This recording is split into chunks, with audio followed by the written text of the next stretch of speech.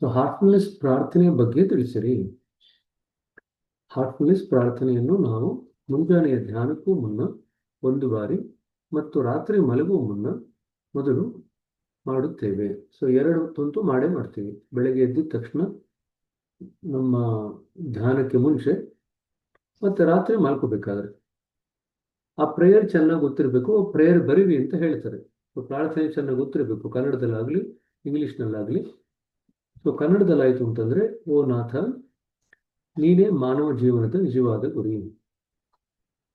ನಾವು ಇನ್ನೂ ನಮ್ಮ ಉನ್ನತಿಗೆ ತಡೆಯಾಗಿರುವ ಇಚ್ಛೆಗಳ ದಾಸರಾಗಿದ್ದೇವೆ. ನೀನೇ ನಮ್ಮನ್ನು ಆ ಹಂತಕ್ಕೆ ತರುವ ಏಕಮಾತ್ರ ದೈವ ಹಾಗೂ ಶಕ್ತಿ. ಸೊ ಈ ಪ್ರೇಯರ್ ಸ್ಪಷ್ಟವಾಗಿ ಗೊತ್ತಿರಬೇಕು. ಪ್ರೇಯರ್ನಲ್ಲಿ ಯಾವುದೇ ಪದನ ವ್ಯತ್ಯಾಸ ಮಾಡೋಂಗಿಲ್ಲ, ಮಾರ್ಪಾಡು ಮಾಡೋಂಗಿಲ್ಲ, ಇದ್ದಿದ್ದು ಇದ್ದ ಹಾಗೆ ಬರೀಬೇಕು.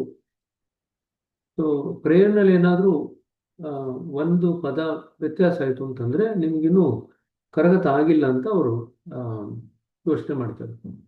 ಹಾಗಾಗಿ ಪ್ರೇಯರ್ ಹೇಗಿದೆಯೋ ಹಾಗೆ ಬರೀಬೇಕು. ದಯವಿಟ್ಟು ಇದನ್ನ ಜ್ಞಾಪಕ ಇಟ್ಕೊಳ್ರಿ, ಸರಿನಾ? ಈಗ ಮುಂಜಾನೆಯ ಧ್ಯಾನಕ್ಕೂ ಮುಂಚಿತವಾಗಿ ಪ್ರಾರ್ಥನೆಯನ್ನು ಹೇಗೆ ಮಾಡಬೇಕು? ಆರಾಮದಾಯಕವಾದಂಥ ಭಂಗಿಯಲ್ಲಿ ಕುಳಿತುಕೊಳ್ಳಿ ಮತ್ತು ಕಣ್ಣುಗಳನ್ನು ಮೃದುವಾಗಿ ಮುಚ್ಚಿಕೊಳ್ಳಿ. ನೀವು ಧ್ಯಾನವನ್ನು ಆರಂಭಿಸುವ ಮೊದಲು ನಿಧಾನವಾಗಿ ಮೌನವಾಗಿ ಪ್ರಾರ್ಥನೆಯನ್ನು ಹೇಳಿಕೊಳ್ಳಿ. ಇಷ್ಟೇ 2 ಲೈನ್. ಹೇಗೆ ಮಾಡ್ತೀರ ಅಂತ ಕೇಳಿದರೆ, ಬೆಳಗ್ಗೆ ಧ್ಯಾನಕ್ಕೆ ಮುಂಚೆ ಪ್ರಾರ್ಥನೆ ಹೇಗೆ ಮಾಡ್ತೀರ ಅಂತಂದ್ರೆ ಇಷ್ಟೇ ಬರೆಯೋದು. ತದನಂತರ ರಾತ್ರಿ ಮಲಗುವಾಗ ಪ್ರಾರ್ಥನೆಯನ್ನು ಹೇಗೆ ಮಾಡಬೇಕು? ಆರಾಮದಾಯಕವಾದಂಥ ಭಂಗಿಯಲ್ಲಿ ಕುಳಿತುಕೊಳ್ಳಿ, ಕಣ್ಣುಗಳನ್ನು ಮೃದುವಾಗಿ ಮುಚ್ಚಿ, ಎಲ್ಲವನ್ನೂ ಸ್ವೀಕರಿಸುವ ನಿಮ್ಮ ಹೃದಯದ ಸಾಮರ್ಥ್ಯದ ಅನುಭೂತಿ ಹೊಂದಿರಿ. ಆ ಸ್ವೀಕೃತಿ ನಿಮ್ಮಲ್ಲಿ ಪಸರಿಸಲಿ. ನೀವು ಸ್ವೀಕರಿಸಲು ಶಕ್ತರಾಗುವಾಗ ಉಂಟಾಗುವ ಶೂನ್ಯತೆಯನ್ನು ಗುರುತಿಸಿ. ಸೊ ಇಲ್ಲಿ ನಮ್ಮ ಹೃದಯಕ್ಕೆ ಒಂದು ವಿಶೇಷವಾದಂಥ ಸಾಮರ್ಥ್ಯ ಇದೆ. ಏನದು? ಎಲ್ಲವನ್ನೂ ಸ್ವೀಕರಿಸುವಂಥ ಸಾಮರ್ಥ್ಯ ಇದೆ. ರಾತ್ರಿ ನಾವು ಪ್ರಾರ್ಥನೆ ಮಾಡಬೇಕಾದ್ರೆ ಮೊದಲು ಆ ಹೃದಯದಲ್ಲಿರ್ತಕ್ಕಂಥ ಆ ಸಾಮರ್ಥ್ಯವನ್ನು ಗುರುತಿಸ್ತೀವಿ. ಗುರುತಿಸಿದ ನಂತರ ಆ ಸಾಮರ್ಥ್ಯ ನಮ್ಮ ಶರೀರದಾದ್ಯಂತ ಹರಡಲಿ ಅಥವಾ ಪಸರಿಸಿರಲಿ ಅಂತ ಹೇಳಿ ನಾವು ಅಂದ್ಕೊಳ್ತೀವಿ. ಇದಾದ ನಂತರ ಈ ಸ್ವೀಕರಿಸುವ ಸಾಮರ್ಥ್ಯ ಶಕ್ತರಾದಾಗ ಉಂಟಾಗುವ ಶೂನ್ಯತೆಯನ್ನು ಗಮನಿಸ್ತೀವಿ. ಸೊ ಮೊದಲನೇದು, ಎಲ್ಲವನ್ನೂ ಸ್ವೀಕರಿಸುವ ಸಾಮರ್ಥ್ಯ ನಮ್ಮ ಹೃದಯಕ್ಕಿದೆ. ಅದನ್ನು ನಾವು ಗುರುತಿಸ್ಕೊಳ್ತೀವಿ, ಪಸರಿಸ್ತೀವಿ. ಅದರ ಪರಿಣಾಮವಾಗಿ ನಮ್ಮ ಹೃದಯದಲ್ಲಿ ಶೂನ್ಯತೆ ವ್ಯಕ್ತ ಆಗೋದನ್ನು ನಾವು ಗುರುತಿಸ್ತೀವಿ. ಈಗ ದೈವಿಕತೆಯ ಉಪಸ್ಥಿತಿಯನ್ನು ಆಹ್ವಾನಿಸಿರಿ. ಆ ಶೂನ್ಯತೆಯೊಳಗೆ ಸಹಜವಾಗಿ ಪ್ರವೇಶಿಸುವುದು. ಈಗ ದೈವಿಕತೆಯ ಉಪಸ್ಥಿತಿಯನ್ನು ನೀವು ಆಹ್ವಾನ ಮಾಡ್ತಿದ್ದಂಗೆನೆ ಎಲ್ಲಿ ಅದು ಹರಿಯುತ್ತೆ, ಎಲ್ಲಿ ಶೂನ್ಯತೆ ಇದೆಯೋ ಅಲ್ಲಿ ಶೂನ್ಯತೆಯಲ್ಲಿ ತನಗೆ ತಾನಾಗಿ ಅದು ಪ್ರವಹಿಸುತ್ತೆ. ಸ್ವೀಕೃತಿಯ ಆ ಸ್ಥಿತಿಯೊಳಗೆ ಆಳವಾಗಿ ಹೋಗಿ. ಸ್ವೀಕೃತಿಯ ಸ್ಥಿತಿಯನ್ನು ನೀವೇನು ಕಂಡುಕೊಂಡಿದ್ದೀರಿ ಅದರಲ್ಲಿ ಆಳವಾಗಿ ಮುಳುಗಿ ದೈವಿಕತೆಯ ಉಪಸ್ಥಿತಿಯನ್ನು ನಿಮ್ಮೊಳಗೆ ವಿಸ್ತರಿಸಲು ಬಿಡಿ. Allow the divinity to spread across your system. ದೈವಿಕತೆಯಲ್ಲಿ ಆಳವಾಗಿ ತಲ್ಲೀನವಾಗಿರುವಾಗ ನೀವು ಅರಿವಿಲ್ಲದೆ ಮಾಡಿರಬಹುದಾದಂಥ ಯಾವುದೇ ತಪ್ಪುಗಳಿಗೆ ಕ್ಷಮಾಪಣೆಯನ್ನು ಕೇಳಿಕೊಳ್ಳಿ. ಅವನ್ನು ಪುನರಾವರ್ತನೆ ಮಾಡದಿರಲು ನಿರ್ಧರಿಸಿ. ಸೊ ಮೊದಲು ಆ ಸ್ವೀಕೃತಿಯ ಸಾಮರ್ಥ್ಯ ಏನಿದೆ ಹೃದಯದಲ್ಲಿ ಅದನ್ನು ಗುರುತಿಸ್ತೀವಿ, ಅದನ್ನು ಎಲ್ಲ ಕಡೆ ಪಸರಿಸ್ತೀವಿ. ತದನಂತರ ಶೂನ್ಯತೆ ಏರ್ಪಾಡಾಗೋದನ್ನು ಗುರುತಿಸ್ತೀವಿ. ಅದಾದಮೇಲೆ ದೈವಿಕತೆ ಉಪಸ್ಥಿತಿಯನ್ನು ಆಹ್ವಾನಿಸ್ತೀವಿ. ಅದು ಸಹಜವಾಗಿ ಆ ಶೂನ್ಯತೆಯಲ್ಲಿ ಹರಡುತ್ತೆ. ಇದಾದ ನಂತರ ಆ ಸ್ವೀಕೃತಿಯ ಆ ಸ್ಥಿತಿಯೊಳಗೆ ನಾವು ಆಳವಾಗಿ ಹೋಗ್ತೀವಿ. ಆಳವಾಗಿ ಹೋದ ನಂತರ ದೈವಿಕತೆಯ ಒಂದು ಆ ಉಪಸ್ಥಿತಿಯನ್ನು ನಮ್ಮೊಳಗೆ ವಿಸ್ತಾರವಾಗಲು ನಾವು ಅನುವು ಮಾಡಿಕೊಡ್ತೀವಿ. ಇದಾದ ನಂತರ ದೈವಿಕತೆಯಲ್ಲಿ ಆಳವಾಗಿ ಮುಳುಗಿರುವಾಗ ನಾವು ಅರಿವಿಲ್ಲದೆ ಮಾಡಿರತಕ್ಕಂಥ ಯಾವುದೇ ತಪ್ಪುಗಳಿಗೆ ಕ್ಷಮಾಪಣೆಯನ್ನು ಕೇಳ್ತೀವಿ. ಯಾರು ಕ್ಷಮಾಪಣೆ ಕೇಳ್ತಾ ಇದ್ದೀವಿ? ದೈವಿಕತೆಗೆ ಕ್ಷಮಾಪಣೆಯನ್ನು ಕೇಳ್ತಾ ಇದ್ದೀವಿ. ಕೇಳಿ ಆ ತಪ್ಪನ್ನು ಮತ್ತೆ ಪುನರಾವರ್ತನೆ ಮಾಡದಿರಲು ನಿರ್ಧಾರ ಮಾಡ್ತೀವಿ. ಆ ತಪ್ಪು ಮಾಡಿದಾಗ ದೈವಿಕತೆಯ ಆ ಒಂದು ತಾಪದಲ್ಲಿ ದೈವಿಕತೆ ಮುಂದೆ ನೀವು ಆಳವಾಗಿ ಮುಳುಗಿರಬೇಕಾದ್ರೆ ಈ ಒಂದು ನಿವೇದನೆ ಮಾಡಿಕೊಂಡಾಗ ಏನಾಗುತ್ತೆ, ನಮ್ಮಲ್ಲಿ ಶಾಖ ಉಂಟಾಗುತ್ತೆ. ಆ ಶಾಖ ಉಂಟಾದಾಗ ಏನಾಗುತ್ತೆ, ಪಶ್ಚಾತ್ತಾಪದ ಸ್ಥಿತಿಯಲ್ಲಿ ಸಂಪೂರ್ಣ ಸ್ವಯಂ ಸ್ವೀಕಾರ ಭಾವದಲ್ಲಿ ಕೆಲ ನಿಮಿಷಗಳ ಕಾಲ ಇರಿರಿ. ಪಶ್ಚಾತ್ತಾಪದ ಭಾವ ಇದೆ, ತಪ್ಪು ಮಾಡಿದ್ದೀನಿ ಅಂತ ಗೊತ್ತಿದೆ, ಪಶ್ಚಾತ್ತಾಪ ಇದೆ. ಬಟ್ ಆದರೆ ಅದ್ರ ಜೊತೆಗೆ ನಾವು ಜಗಳ ಆಡುವಂಥ ಅವಶ್ಯಕತೆ ಇಲ್ಲ, ಕದನ ಮಾಡುವಂಥ ಅವಶ್ಯಕತೆ ಇಲ್ಲ. ಹಾಗಾದ್ರೆ ಏನ್ ಮಾಡಬೇಕು, ಸಂಪೂರ್ಣವಾದಂಥ ಸ್ವಯಂ ಸ್ವೀಕಾರ ಭಾವ, ಆ ಭಾವದಲ್ಲಿ ಕೆಲ ಕಾಲ ಇರಬೇಕು. ನಂತರ ಈ ಕೆಳಗಿನ ಪ್ರಾರ್ಥನೆ ಮೂಲಕ ನಿಧಾನವಾಗಿ ಮತ್ತು ಮೌನವಾಗಿ ನಿಮ್ಮನ್ನು ನಿಮ್ಮ ಉನ್ನತಾತ್ಮನೊಂದಿಗೆ ಸಂಪರ್ಕಿಸಿರಿ. ನಿಮ್ಮ ಹೃದಯದ ಶೂನ್ಯತೆಯಲ್ಲಿ ಆ ಶಬ್ದಗಳು ಅನುರಣಿಸಲಿ. ನಂತರ ಈ ಕೆಳಗಿನ ಪ್ರಾರ್ಥನೆಯ ಮೂಲಕ ನಿಧಾನವಾಗಿ ಮೌನವಾಗಿ ನಿಮ್ಮನ್ನು ನೀವು ಉನ್ನತಾತ್ಮನೊಂದಿಗೆ ಸಂಪರ್ಕಿಸಿರಿ. ಸೊ ಪಶ್ಚಾತ್ತಾಪ ಮಾಡಾಯ್ತು, ಇವಾಗ ಖಾಲಿ ಆಗಾಯ್ತು. ಖಾಲಿ ಆದ ನಂತರ ನಾವು ಅದನ್ನ ಮತ್ತೆ ಪುನರಾವರ್ತನೆ ಮಾಡಲ್ಲ ಅಂತ ನಿರ್ಧಾರ ಮಾಡಾಯ್ತು. ಈಗ ಏನ್ ಮಾಡಬೇಕು, ನಮ್ಮನ್ನು ನಾವು ನಿಧಾನವಾಗಿ ಮೌನವಾಗಿ ನಮ್ಮ ಉನ್ನತ ಆತ್ಮದೊಳಗೆ ಸಂಪರ್ಕವನ್ನು ಏರ್ಪಡಿಸ್ಕೊಂಡು ನಮ್ಮ ಹೃದಯದ ಶೂನ್ಯತೆಯಲ್ಲಿ ಈ ಶಬ್ದಗಳು ಅನುರಣಿಸಲಿ. ಯಾವ ಶಬ್ದಗಳು? ಪ್ರಾರ್ಥನೆಯ ಶಬ್ದ ಅನುರಣಿಸಲಿ. ಸೊ ರಾತ್ರಿ ನಾವು ಮಾಡಬೇಕಾದ್ರೆ ಈ ರೀತಿಯಾಗಿ ನಾವು ನಮ್ಮಲ್ಲಿರ್ತಕ್ಕಂಥ ತೊಡಕುಗಳೇನು ಆಗಿರುತ್ತೆ, ಎಸ್ಪೆಷಲಿ ನಮಗೆ ಖೇದ ತರ್ತಕ್ಕಂಥ, ಗಿಲ್ಟ್ ಫೀಲಿಂಗ್ ತರ್ತಕ್ಕಂಥ, ಪಾಪ ಪ್ರಜ್ಞೆ ತರ್ತಕ್ಕಂಥ ಸಂದರ್ಭಗಳೇನಿದೆ ಅದನ್ನು ನಾವು ತೆಗೆದು ಹಾಕಬೇಕಾಗುತ್ತೆ. ಸೊ ಯಾವಾಗ ನೀವು ಪ್ರಾರ್ಥನೆ ಮಾಡಿದ ನಂತರ, ನೀವು ಇಷ್ಟೆಲ್ಲ ಮಾಡಿದ ನಂತರ ಪ್ರಾರ್ಥನೆ ಮಾಡ್ಕೊಳ್ತೀರಾ, ಪ್ರಾರ್ಥನೆ ಮಾಡಿದ್ಮೇಲೆ ಒಂದು 2-3 ಸತಿ ಪ್ರಾರ್ಥನೆ ರಿಪೀಟ್ ಮಾಡ್ತೀರಾ. ಪ್ರಾರ್ಥನೆ ಪದೇ ಪದೇ ಒಂದು 2-3 ಬಾರಿ ಹೇಳಿದ ಮೇಲೆ ಆ ಪ್ರಾರ್ಥನೆಯಲ್ಲಿರ್ತಕ್ಕಂಥ ಭಾವದಲ್ಲಿ ನಾವು ಮುಳುಗಿ ಹೋಗ್ತೀವಿ. ತದನಂತರ ಆ ಪ್ರಾರ್ಥನೆಯ ಭಾವದಲ್ಲಿ ಹೊಸ ಒಂದು ಒಳ ಅರ್ಥ ಆಗಲಿ, ಹೊಸ ಒಂದು ಅನುಭೂತಿ ಆಗಲಿ, ಏನ್ ಬರ್ತಾ ಇದೆ ಅಂತ ಹೇಳಿ ನಾವು ಗಮನಿಸ್ತೀವಿ. ತದನಂತರ ನಾವು ಪ್ರಾರ್ಥನಾಮಯವಾದಂಥ ಧ್ಯಾನಕ್ಕೆ ಮುಳುಗ್ತೀವಿ. ಇದು ರಾತ್ರಿ ಮಾಡ್ತಕ್ಕಂಥದ್ದು. ಇಲ್ಲಿಗೆ ನಿಲ್ಲಿಸ್ತೀನಿ. ಏನಾದರೂ ಪ್ರಶ್ನೆಗಳಿತ್ತು ಅಂತಂದ್ರೆ ಕೇಳ್ರಿ. ಬೇಕಾದ್ರೆ ಒಮ್ಮೆ ಇಂಗ್ಲಿಷ್ನಲ್ಲೂ ಕೂಡ ನೋಡ್ಬೇಡ ಅದನ್ನ.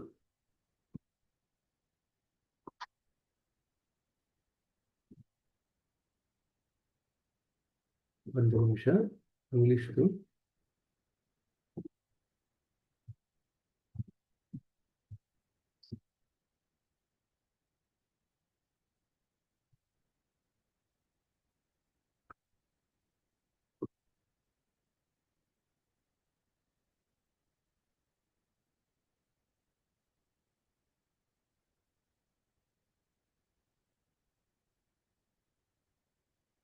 So how should the prayer be used at bedtime?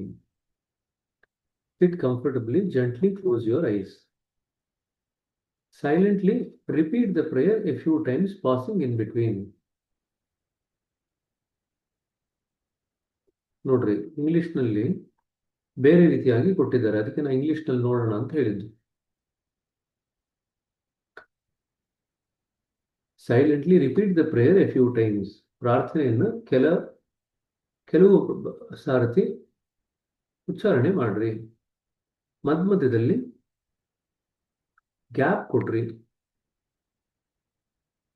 ಇದಾದ ನಂತರ ಒಂದು 10-15 ನಿಮಿಷಗಳ ಕಾಲ ಆ ಪ್ರಾರ್ಥನೆಯ ನಿಜವಾದ ಅರ್ಥದ ಮೇಲೆ ನಾವು ಧ್ಯಾನ ಮಾಡಬೇಕು.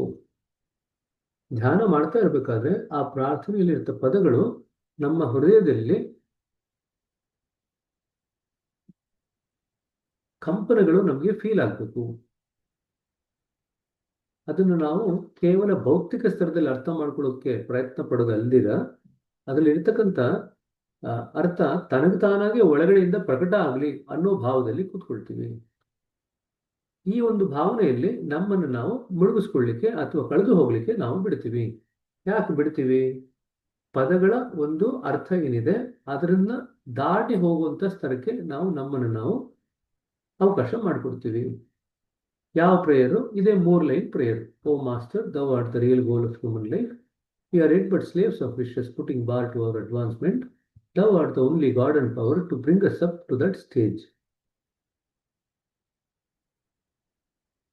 ಕನ್ನಡದಲ್ಲಿ ಇವಾಗ ಏನು ನಿಮಗೆ ಕೊಟ್ಟಿದ್ದಾರಲ್ವ ಇಲ್ಲಿ ಪ್ರಾರ್ಥನೆಯಿಂದ ರಾತ್ರಿ ಹೇಗೆ ಉಪಯೋಗಿಸ್ತೀರಾ ಅಂತ, ಅವರು 10ನೇ ನಿಯಮ ಇದೆಯಲ್ಲ, 10ನೇ ನಿಯಮ ಮಾಡಬೇಕಾದ್ರೆ ನೀವು ಹೇಗೆ ಮಾಡ್ತೀರಾ ಅದ್ರ ಪ್ರಕಾರ ಅವ್ರು ನಿಮಗೆ ಮಾಡಿಸಿದ್ದಾರೆ. ಈಗ 10ನೇ ನಿಯಮದ ಪ್ರಕಾರ ನೀವು ಹೇಗೆ ಪ್ರಾರ್ಥನೆ ಮಾಡ್ತೀರಾ ಅಂತ ಬರೆದಾಗ ಅದನ್ನ ಬರೀತೀರ.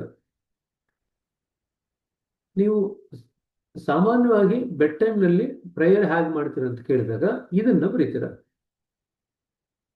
ಪ್ರಾರ್ಥನೆ ಹೇಗೆ ಮಾಡ್ತೀರಾ? ಮೃದುವಾಗಿ ಆರಾಮದಾಯಕವಾದಂಥ ಭಂಗಿಯಲ್ಲಿ ಕೂತ್ಕೊಳ್ತೀರಾ, ಕಣ್ಣುಗಳನ್ನು ಮೃದುವಾಗಿ ಮುಚ್ಕೊಳ್ತೀರಾ, ಮೌನವಾಗಿ ನಮ್ಮ ಮಿಷನಿನ ಪ್ರಾರ್ಥನೆ ಏನಿದೆ ಅದನ್ನು ಕೆಲವು ಬಾರಿ ಮನಸ್ಸಿನಲ್ಲಿ ಉಚ್ಚಾರಣೆ ಮಾಡ್ಕೊಳ್ತೀರಾ.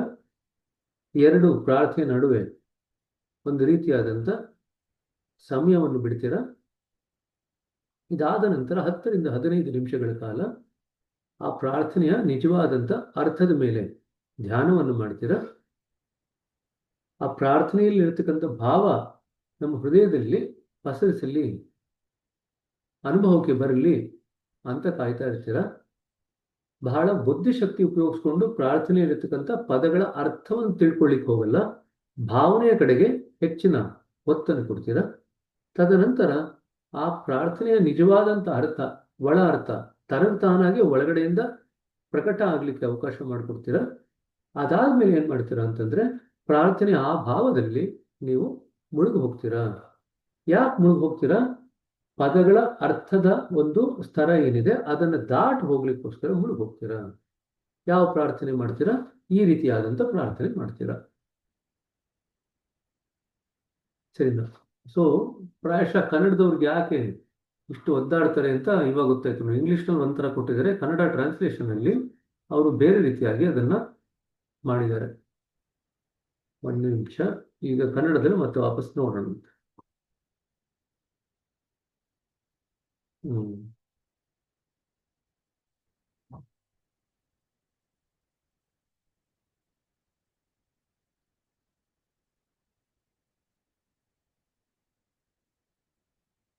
ಸರಿ, ಇಲ್ಲಿ ನಿಲ್ಲಿಸೋಣಂತೆ. ಏನಾದ್ರು ಪ್ರಶ್ನೆಗಳಿದ್ರೆ ತಗೊಂಡು.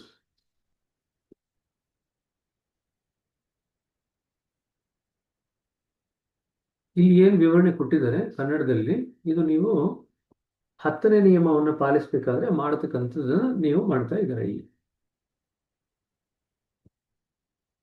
ಆಯ್ತು.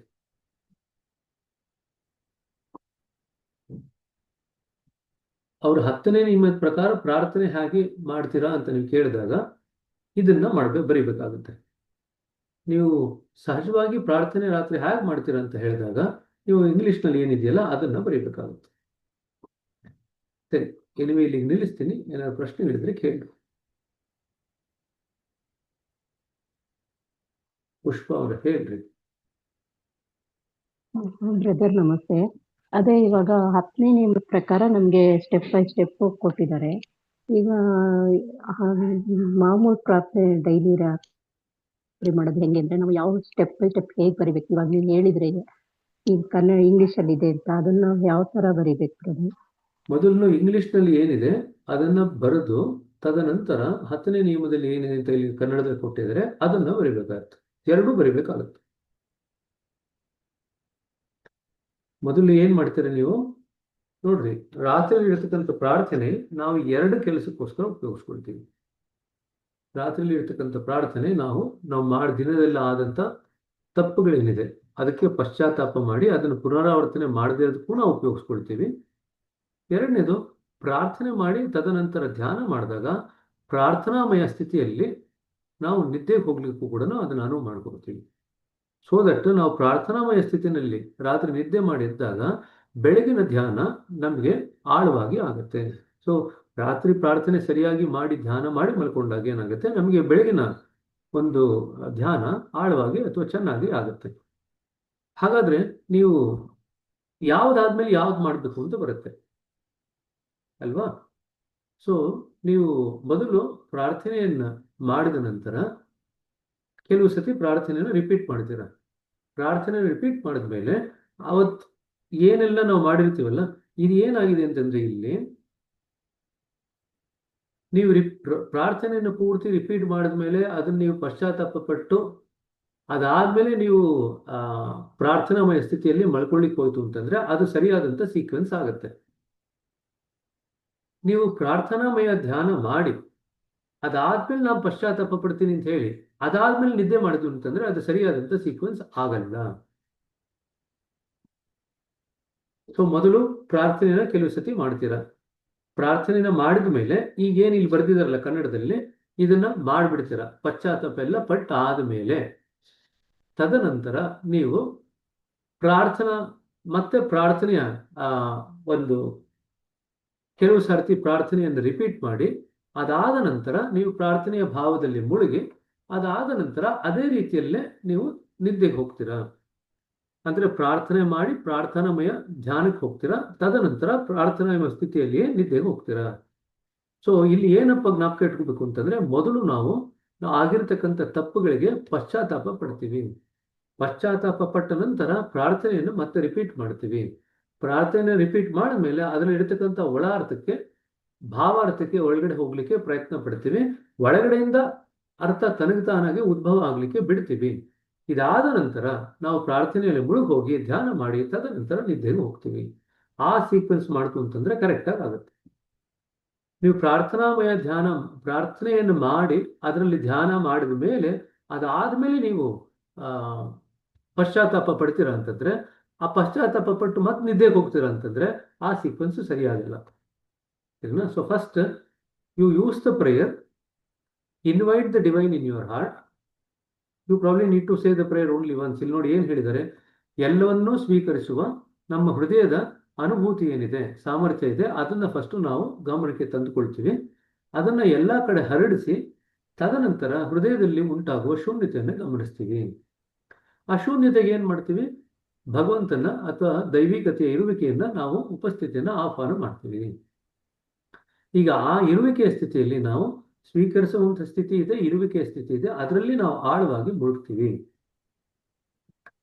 ಆಳವಾಗಿ ಮುಳುಗಿದ ಮೇಲೆ ಏನ್ ಮಾಡ್ತೀವಿ, ನಾವು ತಿಳಿಯದೇ ಮಾಡಿರತಕ್ಕಂಥ ತಪ್ಪುಗಳೇನಿದೆ ಅದಕ್ಕೆ ಕ್ಷಮಾಪಣೆ ಕೋರಿ ನಾವು ಅದನ್ನ ಮತ್ತೊಮ್ಮೆ ಮಾಡದೇ ಇರಲು, ಪುನರಾವರ್ತನೆ ಮಾಡದೇ ಇರಲು ನಿರ್ಧಾರ ಮಾಡ್ತೀವಿ. ಈಗ ಪಶ್ಚಾತ್ತಾಪ ಪಟ್ಟಿದ್ದೀವಿ, ಪಶ್ಚಾತ್ತಾಪದ ಭಾವದಲ್ಲಿ ಸಂಪೂರ್ಣವಾದಂತ ಸ್ವಯಂ ಸ್ವೀಕಾರ ಭಾವದಲ್ಲಿ ಕೆಲ ಕಾಲಗಳು ಇರ್ತೀವಿ. ಆ ಸಮಯದಲ್ಲಿನೇ ನಿಮಗೆ ಅಳು ಬರೋದು. ಇದಾದ ನಂತರ ನಾವೇನ್ ಮಾಡ್ತೀವಿ, ಕೆಳಗಿನ ಈ ಪ್ರಾರ್ಥನೆಯ ಮೂಲಕ ನಿಧಾನವಾಗಿ ಮೌನವಾಗಿ ನಮ್ಮನ್ನು ನಾವು ಉನ್ನತಾತ್ಮನೊಂದಿಗೆ ಸಂಪರ್ಕ ಮಾಡ್ಕೊಳ್ತೀವಿ. ಯಾವುದು ಕೆಳಗಿನ ಈ ಪ್ರಾರ್ಥನೆ ಅಂದ್ರೆ ನಮ್ಮ ಮಿಷನ್ ಪ್ರೇಯರ್.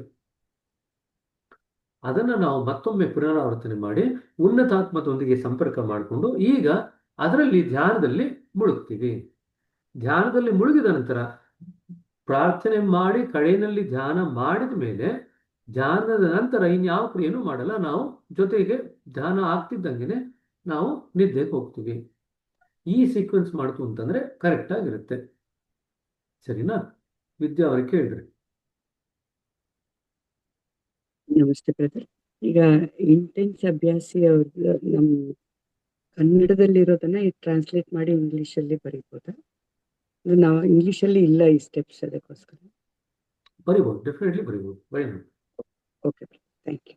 ಅದಕ್ಕೇನೆ ನಾನು ಎರಡು ತೋರಿಸಿದ್ ನಿಮಗೆ. ಎರಡರಲ್ಲೂ ಕೆಲವು ವ್ಯತ್ಯಾಸಗಳಿದೆ ಅಂತ ನನ್ನ ಗಮನಕ್ಕೆ ಬಂದಿತ್ತು. ಅದಕ್ಕೆ ನಾನು ಇವಾಗ ಏನ್ ಮಾಡ್ತಿದ್ದೀನಿ, ಅದನ್ನು ನಿಮಗೆ ಕರೆಸ್ಪಾಂಡಿಂಗ್ಲಿ ತೋರಿಸ್ತೀನಿ, ಇದನ್ನು ತೋರಿಸ್ತೀನಿ. ನಿಮಗೆ ಎರಡರಲ್ಲೂ ಇರ್ತಕ್ಕಂಥ ವ್ಯತ್ಯಾಸ ಗೊತ್ತಾಗುತ್ತೆ. ಸೊ ದಟ್ ಎರಡನ್ನೂ ಸೇರಿಸಿ ಸಮಗ್ರವಾಗಿ ಹೇಗೆ ಉತ್ತರ ಬರಿಬೋದು ಅಂತ ಮಾತಾಡ್ತಾ ಇದ್ದೀವಿ. ಅರ್ಥ ಆಯ್ತಾ? ನಾ ಇಂಗ್ಲಿಷ್ನವ್ರಿಗೆ ಮಾಡ್ಬೇಕಾದ್ರೆ ನಾ ಕನ್ನಡದ ನೋಡಿರ್ಲಿಲ್ಲ.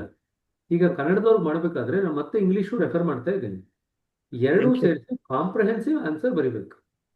ಕಾಂಪ್ರಹೆನ್ಸಿವ್ ಆನ್ಸರ್ ಹೆಂಗ್ ಬರೆಯೋದು ಅಂತ ಹೇಳಿ ಈಗ ನಾನು ಅದನ್ನೇ ಚರ್ಚೆ ಮಾಡ್ತಾ ಇದ್ದೀನಿ. ದೀಪಾ, ಬ್ರದರ್, ಇದು ತೀವ್ರ ಅಭ್ಯಾಸಿ ಇದರಲ್ಲಿ ಪ್ರೇಯರ್ ಹೇಗ್ ಮಾಡ್ಬೇಕು ಅಂತ ಕೊಟ್ಟಿರೋ ಸ್ಟೆಪ್ಸ್ ಅಲ್ಲಿ ಕರೆಕ್ಟ್ ಆಗಿ ಕೊಟ್ಟಿದ್ದಾರೆ. ಅಂದ್ರೆ ಇವಾಗ ನೀವು ಇಂಗ್ಲಿಷ್ ಅಲ್ಲಿ ಓದಿದ್ರಲ್ಲ, ಅದೇ ಸ್ಟೆಪ್ಸ್ ನ ಕೊಟ್ಟಿದ್ದಾರೆ. ಅಲ್ಲಿ ನಂಬರ್ ಮಿಸ್ಟೇಕ್ ಆಗಿದೆ. ಅದ್ರಲ್ಲಿ ನಂಬರ್ ಕೊಟ್ಟಿರೋದು ಅದ್ರ ರೆಫರ್ ಮಾಡಿ ಅಂತ ಕೊಟ್ಟಿದ್ದಾರೆ ಫಸ್ಟ್ ಭಾಗದ್ದು. ಅದ್ರನ್ನ ಅನುಸರಿಸಿದಾಗ ಇಂಗ್ಲಿಷ್ ಅಲ್ಲಿ ಓದದಂಗೆ ಬರುತ್ತೆ. ಒಂದು ನಿಮಿಷ, ನೀವೇನು ಹೇಳ್ತಾ ಇದ್ದೀರಿ ಅದನ್ನ ನೋಡೇ ಬಿಡೋಣ. Page number 8. ತಾಳ್ಮೆ ಇರ್ಲಿರಿ. ಯಾಕ್ರಿ ಅಷ್ಟೊಂದು ಅರ್ಜೆಂಟ್ ನಿಮಗೆ?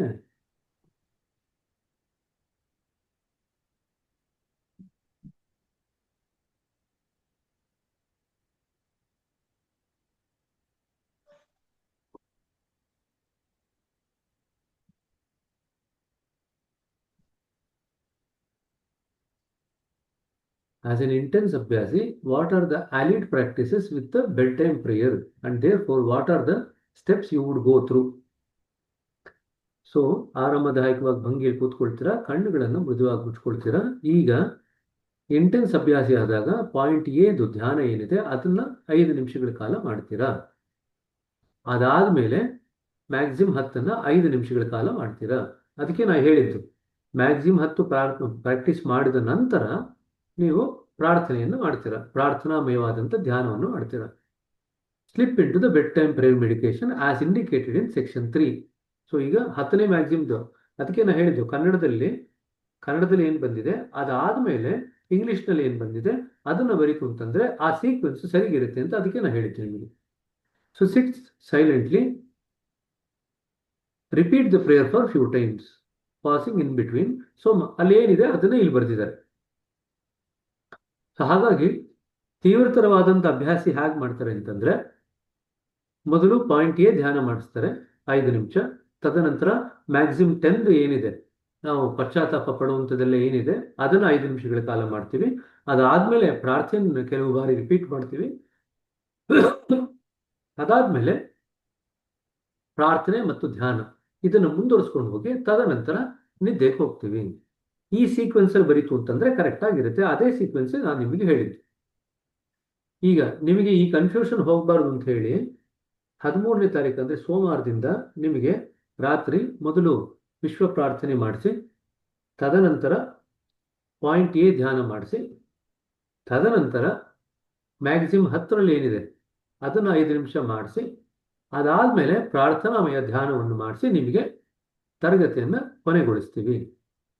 ಈ ಅಭ್ಯಾಸ ನಿಮಗೆ 14 ದಿವಸಗಳ ಕಾಲ ನಿಮಗೆ ಅಭ್ಯಾಸ ಮಾಡಲಾಗುತ್ತೆ. ಸೊ ದಟ್ ನಿಮಗೆ ಮನಸ್ಸಿನಲ್ಲಿ ಯಾವುದೇ ರೀತಿಯಾದಂಥ ಗೊಂದಲ ಇರಬಾರ್ದು. ಸೊ ಯೂನಿವರ್ಸಲ್ ಪ್ರೇಯರ್ ಫಸ್ಟು, ಅದಾದ್ಮೇಲೆ ಪಾಯಿಂಟ್ ಎ ಮೆಡಿಟೇಷನ್ 5 ನಿಮಿಷ, ಅದಾದ್ಮೇಲೆ ಮ್ಯಾಕ್ಸಿಮಮ್ 10 5 ನಿಮಿಷ, ಅದಾದ್ಮೇಲೆ ಪ್ರೇಯರ್ ಮೆಡಿಟೇಷನ್. ಇದಿಷ್ಟನ್ನ ನಿಮಗೆ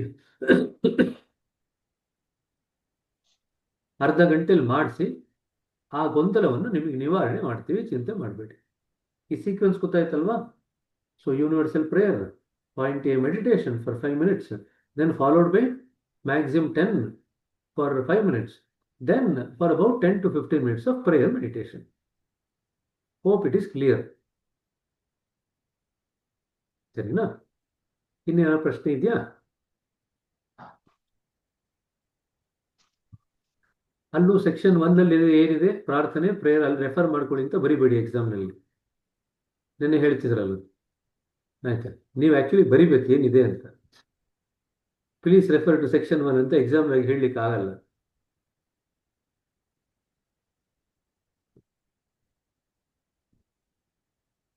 ಸೊ ಪ್ರಾರ್ಥನೆ ಬಗ್ಗೆ ಇನ್ನೇನಾದರೂ ಸ್ವಲ್ಪ ಮಟ್ಟಿಗೆ ಗೊಂದಲ, ಸ್ಪಷ್ಟತೆ ಏನಾದ್ರು ಬೇಕಾ? ಇದು ಸ್ಪಷ್ಟವಾಗಿ ಅರ್ಥವಾಯ್ತಲ್ವಾ?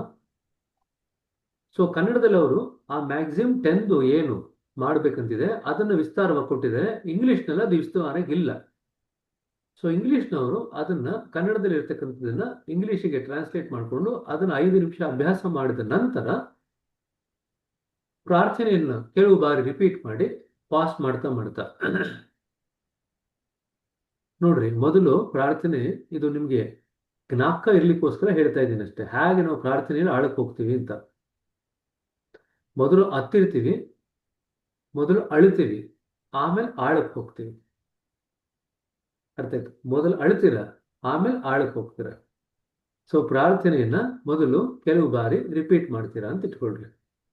ರಿಪೀಟ್ ಮಾಡ್ಬೇಕಾದ್ರೆ ನಿಮ್ಮ ಮನಸ್ಸಿನ ಗಮನ ಎಲ್ಲಿರುತ್ತೆ ಅಂತಂದ್ರೆ, ಮನಸ್ಸಿನ ಗಮನ ಪದಗಳ ಮೇಲೆ ಇರುತ್ತೆ.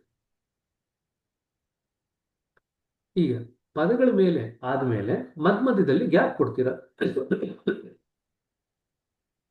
ಆ ಗ್ಯಾಪ್ ಕೊಟ್ಟಾಗ ಏನಾಗುತ್ತೆ, ಇನ್ನು ಆಳಕ್ಕೆ ಹೋಗ್ಲಿಕ್ಕೆ ಅವಕಾಶ ಮಾಡ್ಕೊಡ್ತೀರಾ. See remember, every time we give a gap ಅಲ್ಲ, we stabilize ourselves or we go deeper into consciousness. That is what happens. That is the importance of the gap. ಸರಿ, ಈಗ ಕಾನ್ಶಿಯಸ್ನೆಸ್ ಅಲ್ಲಿ ಒಳಗಡೆ ಹೋಗ್ತಾ ಇದ್ದೀರಾ, ಪ್ರಾರ್ಥನೆ ಹೇಳಿದ್ರಿ, ಪದಗಳ ಕಡೆ ಗಮನ ಕೊಟ್ರಿ, ಮಧ್ಯದಲ್ಲಿ ನೀವು ಗ್ಯಾಪ್ ಕೊಟ್ರಿ, ಈಗ ಪ್ರಜ್ಞೆನಲ್ಲಿ ಸ್ವಲ್ಪ ಆಳಕ್ಕೆ ಹೋಗ್ತಾ ಇದ್ದೀರಾ. ಈಗ ನೆಕ್ಸ್ಟ್ ಏನಾಗುತ್ತೆ, ಈಗ ಮನಸ್ಸಿನ ಸ್ತರದಲ್ಲಿ ಪದಗಳು ಹೇಳಾಯ್ತು, ಈಗ ಬುದ್ಧಿಯ ಸ್ತರದಲ್ಲಿ ಆ ಪದಗಳ ಅರ್ಥವನ್ನು ತಿಳ್ಕೊಳ್ಳಿಕ್ಕೆ ಪ್ರಯತ್ನ ಪಡ್ತೀರಾ. ಸೊ ಮನಸ್ಸಿನಿಂದ ಬುದ್ಧಿಗೆ ಹೋಗ್ತಾ ಇದ್ದೀರಾ, ಸರಿನಾ? ತದನಂತರ ಬುದ್ಧಿಯಿಂದ ಭಾವನೆಗಳಿಗೆ ಹೋಗ್ತೀರಾ. You allow the feeling to resonate in the heart. ಅದೇನ್ ಭಾವನೆ ಇದೆ ಅದು ನಿಮ್ಮ ಹೃದಯದಲ್ಲಿ ಅನುರಣಿಸಲಿ ಅಂತ ಮಾಡ್ತೀರಾ. So now you are going from words to the meaning to the feeling. ಕರೆಕ್ಟಾ? ಈ ಮೂರು ಆದ್ಮೇಲೆ then you go beyond that also. ಈಗೇನ್ ಮಾಡ್ತೀರಾ, ಅದನ್ನ ಆಳವಾದಂತ ಸ್ಥಿತಿಗೆ ಹೋಗ್ಲಿಕ್ಕೆ ಬಿಟ್ಟು ಅದರಲ್ಲಿ ನಾವು ಮುಳುಗಿ ಆಂತರಿಕವಾಗಿ ತನಗದಾನಾಗೆ ಹೊಸ ಅರ್ಥ ಏನ್ ಪ್ರಕಟ ಆಗ್ತಾ ಇದೆ ಅದಕ್ಕೋಸ್ಕರ ಕಾಯ್ತೀರ. That's the fourth level. That is something that's going to come from within. ನಮ್ಮ ಅಂತರಾಳದಿಂದ ತನಗತಾನಾಗೆ ಯಾವುದೋ ಒಂದು ಹೊಸ ವಿಚಾರ ಪ್ರಕಟ ಆಗ್ಲಿಕ್ಕೆ ಪ್ರಾರ್ಥನೆ ಬಗ್ಗೆ ಕಾಯ್ತೀವಿ. This is the fourth level. So we move from words at the level of the mind to meaning at the level of the intellect, and then we move to feeling at the level of the heart, and then we allow newer meanings to come from the depth of our consciousness. See how nicely we go, step by step we go. So this is, if you remember this sequence, then you will not forget. ಈ ಒಂದು sequence ನ ಜ್ಞಾಪಕ ಇಟ್ಕೊಂಡ್ಬಿಟ್ರೆ ನಿಮಗೆ ಮರ್ತು ಹೋಗಲ್ಲ. ಮೊದಲು ಪದಗಳನ್ನ ಹೇಳ್ತೀವಿ ಮನಸ್ಸಿನ ಮುಖಾಂತರ. ಮನಸ್ಸಿನ ಅದು ಪದಗಳು ಹೇಳಬೇಕಾದ್ರೆ ಎರಡು ಪ್ರಾರ್ಥನೆ ನಡುವೆ ಗ್ಯಾಪ್ ಕೊಡ್ತೀವಿ. ಗ್ಯಾಪ್ ಅಲ್ಲಿ ಏನಿದೆ, ಪ್ರಜ್ಞೆ ಇದೆ. ಸೊ ಪ್ರಜ್ಞೆ ಸ್ವಲ್ಪ ಆಳಕ್ಕೆ ಹೋಗ್ತಿದ್ದಂಗೆ ಬುದ್ಧಿ ಸ್ತರಕ್ಕೆ ಹೋಗ್ತೀವಿ. ಬುದ್ಧಿ ಏನ್ ಮಾಡುತ್ತೆ, ಬುದ್ಧಿ ತನ್ನ ಕೆಲಸ ಮಾಡುತ್ತೆ. ಬುದ್ಧಿ ಕೆಲಸ ಏನು, ಅರ್ಥ ವಿವರಣೆ ಕೊಡೋದು. ಈಗ ಅರ್ಥ ಅನ್ನು ಗ್ರಹಿಸ್ಕೊಳ್ತೀವಿ. ಬಟ್ ಅಷ್ಟೇ ನಮ್ಮ ಕೆಲಸ ಅಲ್ಲ. ಈಗ ಅರ್ಥವನ್ನು ಗ್ರಹಿಸಾಯ್ತು, ಬುದ್ಧಿ ಕೆಲಸನೂ ಆಯ್ತು. ಈಗ ಇನ್ನೂ ಕಾನ್ಶಿಯಸ್ನೆಸ್ ಅಲ್ಲಿ ಆಳಕ್ಕೆ ಹೋಗ್ತೀವಿ. ಆಳಕ್ಕೆ ಹೋದಾಗ ಏನಾಗುತ್ತೆ, ಈಗ ಥರ್ಡ್ ಸ್ಟೇಜ್ ನಲ್ಲಿ ನಮ್ಮ ಹೃದಯದಲ್ಲಿ ಭಾವನೆಯನ್ನ ನಾವು ಅನುಸರಣೆ ಮಾಡ್ಲಿಕ್ಕೆ ಬಿಡ್ತೀವಿ, ಅನುರಣನೆ ಮಾಡ್ಲಿಕ್ಕೆ ಬಿಡ್ತೀವಿ. ಈಗ ಭಾವನೆ ಸ್ತರಕ್ಕೆ ಹೋದ್ವಿ. ಭಾವನೆ ಸ್ತರಕ್ಕೆ ಹೋದ್ಮೇಲೆ ಇನ್ನೂ ಆಳಕ್ಕೆ ಹೋಗ್ತೀವಿ ನಮ್ಮ ಪ್ರಜ್ಞೆನಲ್ಲಿ. ಪ್ರಜ್ಞೆಯಿಂದ ತನಗತಾನಾಗೆ ಆಂತರಿಕವಾಗಿ ಹೊಸ ಅರ್ಥಗಳು, ಒಳ ಅರ್ಥ ಏನು ಉದ್ಭವಿಸಿ ಪ್ರಕಟ ಆಗ್ತಾ ಇದೆ, ಆ ಪ್ರಕಟ ಆಗ್ತಾ ಇರೋದನ್ನ ಗ್ರಹಿಸ್ಲಿಕ್ಕೆ ಪ್ರಯತ್ನ ಪಡ್ತೀವಿ. ಆ ಸಮಯದಲ್ಲಿ ನಾವು ಧ್ಯಾನ ಮಾಡ್ತಾ ಇರೋದು. We go deeper into that depth of the consciousness and then we meditate for about 10 minutes. ಯಾಕೆ ಮೆಡಿಟೇಟ್ ಮಾಡ್ತೀವಿ? ಈಗ ಪ್ರಾರ್ಥನೆಯಿಂದ ಶುರು ಮಾಡಿದ್ದೀವಿ. ಪ್ರಾರ್ಥನೆ ಒಳಾರ್ಥ ಏನಾದ್ರು ಪ್ರಕಟ ಆಗ್ತಾ ಇತ್ತು ಅಂತಂದ್ರೆ ಆ ಧ್ಯಾನದ ಆಳದ ಸ್ಥಿತಿಯಲ್ಲಿ ಅದನ್ನು ಗ್ರಹಿಸ್ಲಿಕ್ಕೆ ನಮ್ಗೆ ಅವಕಾಶ ಆಗುತ್ತೆ. That's why you meditate. Is that okay? It's very easy sequence, ಆಯ್ತಾ? ಅಂಡ್ ಕ್ರಿಟಿಕಲ್ ಥಿಂಗ್ ಈಸ್, ಇದರಲ್ಲಿ ತುಂಬಾ ಕ್ರಿಟಿಕಲ್ ಏನಪ್ಪಾ ಅಂತಂದ್ರೆ ಪ್ರಾರ್ಥನೆನ ಕಂಟಿನ್ಯೂಸ್ ಆಗಿ ರಿಪೀಟ್ ಮಾಡಿತು ಅಂತಂದ್ರೆ ಇದು ಯಾವುದು ಆಗಲ್ಲ. First you have to pause in between. ಆ ಪಾಸ್ ನಲ್ಲೇ ಓಪನಿಂಗ್ ಇರೋದು ಕಾನ್ಶಿಯಸ್ನೆಸ್ ಪ್ರಜ್ಞೆಗೆ ಹೋಗ್ಲಿಕ್ಕೆ. ಆ ಪಾಸ್ ನಲ್ಲಿ ಪ್ರಜ್ಞೆ ಆಂತರಿಕವಾಗಿ ಒಳಗಡೆ ಹೋಗ್ತಾ ಹೋಗ್ತಾ ಮನಸ್ಸಿನ ಬೇರೆ ಬೇರೆ ಭಾಗಗಳು, ಮನಸ್ಸಿರ್ಬೋದು, ಆಮೇಲೆ ಬುದ್ಧಿ ಇರ್ಬೋದು, ಆಮೇಲೆ ಹೃದಯ ಇರ್ಬೋದು, ಆಮೇಲೆ ಪ್ರಜ್ಞೆ ಇರ್ಬೋದು, ಈ 4 ಟರ್ನ್ ಆನ್ ಆಗುತ್ತೆ. ಟರ್ನ್ ಆನ್ ಆದ್ಮೇಲೆ ನೀವು ಧ್ಯಾನದಲ್ಲಿ ಮುಳುಗ್ತೀರಿ. ಧ್ಯಾನದಲ್ಲಿ ಏನಾಗುತ್ತೆ, ಒಳ ಅರ್ಥ ಹೊಸದು ಪ್ರಕಟ ಆಗುತ್ತೆ, ಅದನ್ನ ಗ್ರಹಿಸ್ಕೊಳ್ತೀರ. ಅದನ್ನು ಗ್ರಹಿಸ್ಕೊಂಡು ಆ ಖುಷಿನಲ್ಲೇ ನಿದ್ದೆಗೆ ಹೋಗ್ತಾರೆ. ಅರ್ಥ ಆಯ್ತಾ? It's a very sequential thing. There is no need to fight or there is no need to worry. ಈ ಸ್ಟೆಪ್ ಆದ್ಮೇಲೆ ಏನು ಸ್ಟೆಪ್ ಮಾಡಬೇಕು, ಯಾವುದು ಚಿಂತೆ ಮಾಡುವಂತ ಅಗತ್ಯ ಇಲ್ಲ. ಸಹಜವಾಗಿ ತನಗೆ ತಾನಾಗೆ ನಾವು ಸೂಕ್ಷ್ಮತೆಯೆಡೆಗೆ ಹೋಗ್ತೀವಿ. ಮನಸ್ಸಿಗಿಂತ ಬುದ್ಧಿ ಸೂಕ್ಷ್ಮ, ಬುದ್ಧಿಗಿಂತ ಹೃದಯ ಸೂಕ್ಷ್ಮ, ಹೃದಯಕ್ಕಿಂತ ಹೃದಯದಲ್ಲಿರ್ತಕ್ಕಂಥ ಪ್ರಜ್ಞೆ ಸೂಕ್ಷ್ಮ. ಆ ಸೂಕ್ಷ್ಮತೆ ಎಡೆಗೆ ಹೋಗ್ತೀವಿ. ಆ ಸೂಕ್ಷ್ಮತೆ ಎಡೆಗೆ ಹೋಗ್ಬೇಕಂದ್ರೆ ಒಂದು ದಾರಿ ಬೇಕಲ್ವಾ? ಪ್ರಜ್ಞೆನೇ ದಾರಿ. ಪ್ರಜ್ಞೆನೇ ನಮ್ಮನ್ನು ಕರ್ಕೊಂಡು ಹೋಗುತ್ತೆ. ಪ್ರಜ್ಞೆ ಎಲ್ಲಿ ನಮಗೆ ಪ್ರಕಟ ಆಗುತ್ತೆ, ಪ್ರಾರ್ಥನೆ ಹೇಳಬೇಕಾದ್ರೆ ಎರಡು ಪ್ರಾರ್ಥನೆ ನಡುವೆ ಗ್ಯಾಪ್ ಏನು ಕೊಡ್ತೀವಿ ಅಲ್ಲಿ ಪ್ರಜ್ಞೆ ಪ್ರಕಟ ಆಗತ್ತೆ. ಸರಿನಾ? ಇನ್ನೇನೋ ಪ್ರಶ್ನೆ ಇದೆಯಾ? ಸೀಕ್ವೆನ್ಸ್ ಜ್ಞಾಪಕ ಇಟ್ಕೊಳ್ತೀರಾ? ಸೊ 2 ಸೀಕ್ವೆನ್ಸ್ ಹೇಳಿದ್ದೀನಿ ಇವತ್ತು. ಮೊದಲನೇ sequence universal prayer point A meditation 5 ನಿಮಿಷ, ಅದಾದ್ಮೇಲೆ 10 ಮ್ಯಾಕ್ಸಿಮ್ಸ್ 5 ನಿಮಿಷ ಪ್ರಾಕ್ಟೀಸು, ಅದಾದ್ಮೇಲೆ ಪ್ರಾರ್ಥನಾ ಧ್ಯಾನ. ಇದು ಒಂದು ಸೀಕ್ವೆನ್ಸ್. ಇದನ್ನ ಏನುವೆ ನಾವು ಮಾಡಿಸ್ತೀವಿ, ಸೋಮವಾರದಿಂದ ನಿಮಗೆ ಮಾಡಿಸ್ತೀವಿ. ಎರಡನೇ ಸೀಕ್ವೆನ್ಸು ಪ್ರಾರ್ಥನೆನ ಹಲವು ಬಾರಿ ರಿಪೀಟ್ ಮಾಡ್ತೀರಾ, 2 ಪ್ರಾರ್ಥನೆ ನಡುವೆ ಗ್ಯಾಪ್ ಕೊಡ್ತೀರಾ. ಇದು ಗ್ಯಾಪ್ನಲ್ಲಿ ಪ್ರಜ್ಞೆ ಇದೆ ಅಂತ ನಿಮ್ಮ ಅಂಡರ್ಸ್ಟ್ಯಾಂಡಿಂಗ್ಗೋಸ್ಕರ ಹೇಳಿದ್ದೀನಿ. ಗ್ಯಾಪ್ ಕೊಟ್ರಿ ಅಂತ ಬರೆದ್ರೆ ಸಾಕು ಎಕ್ಸಾಮ್ನಲ್ಲಿ. ಅದಾದ್ಮೇಲೆ ಏನ್ ಮಾಡ್ತೀರಾ, ಬುದ್ಧಿಯ ಸ್ತರದಲ್ಲಿ ಆ ಪ್ರಾರ್ಥನೆಯ ಪದಗಳ ಅರ್ಥವನ್ನು ಗ್ರಹಿಸ್ಕೊಳ್ಳಿಕ್ಕೆ ಪ್ರಯತ್ನ ಪಡ್ತೀರಾ. ಸೊ ಈಗ ಮನಸ್ಸಿನಿಂದ ಬುದ್ಧಿಗೆ ಹೋದ್ರಿ, ಬುದ್ಧಿಯಿಂದ ತದನಂತರ ಹೃದಯದಲ್ಲಿರತಕ್ಕಂಥ ಭಾವನೆಗಳ ಕಡೆಗೆ ಹೋದ್ರಿ, ಭಾವನೆಯಲ್ಲಿ ಏನ್ ಪ್ರಕಟ ಆಗ್ತಾ ಇದೆ ಅದನ್ನ ಅನುಸರಣೆ ಮಾಡ್ಲಿಕ್ಕೆ ಅಥವಾ ಅನುರಣನೆ ಮಾಡ್ಲಿಕ್ಕೆ ಪ್ರಯತ್ನ ಪಡ್ತೀರಾ.